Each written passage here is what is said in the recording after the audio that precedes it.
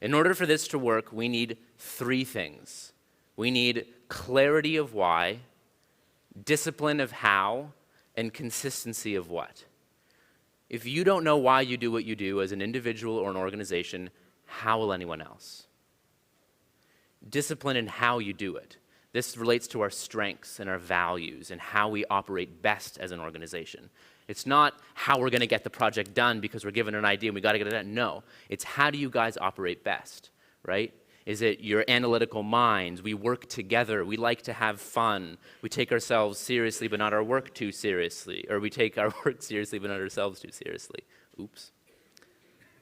Right? If you're an organization where you are great at getting into a room for some quiet time and thinking, it probably wouldn't make a ton of sense to have a huge open space office environment because you wouldn't be able to do your work. Similarly, if you're a very bubbly organization where you like to mingle and bubble and collaborate and work together a ton, then it does make sense to have open space. In other words, you have to be disciplined to create the environment within your organization such that the culture, the strengths, what makes you guys you can thrive.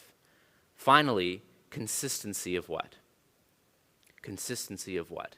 As human beings, we're a tangible species, right? This is why when someone wears a Harley tattoo, I know who they are, or I make it up, right? There's someone sitting in the airport on their Apple computer. Have you ever seen anyone put a sticker over their white Apple glowing thing on their computer? Have you ever seen anyone do it? No. And when we do see it, how dare you, right? You're covering up the symbol, right?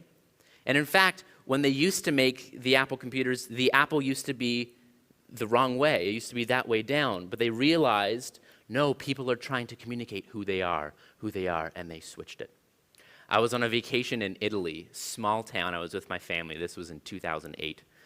And my dad is a huge Apple guy. And there was a really neat-looking Italian guy with a ponytail, and he was holding a Apple hard drive, a big one. And language barrier. My dad said, Apple computers. He goes, yeah, Apple. He said, they're the greatest. Aren't they so great? They never break down. They never crash, my dad said. And the guy said, yeah, never. Except this one time, but it was my fault. He took responsibility for the machine. Are you kidding me? He said, I had too many things open. I take responsibility for the failure of the machine. That is incredible.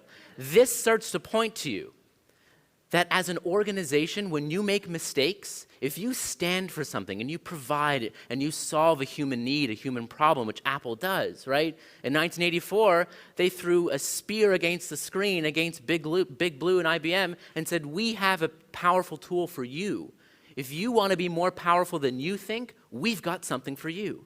And people went, all right, that's me, right? People are willing to suffer inconvenience. I'll wait outside for a week to get my iPhone. They will pay more. Apple's products are on average 30% more than others. They will suffer all these illogical inconveniences to say, I'm a part of this tribe. I believe in what they believe.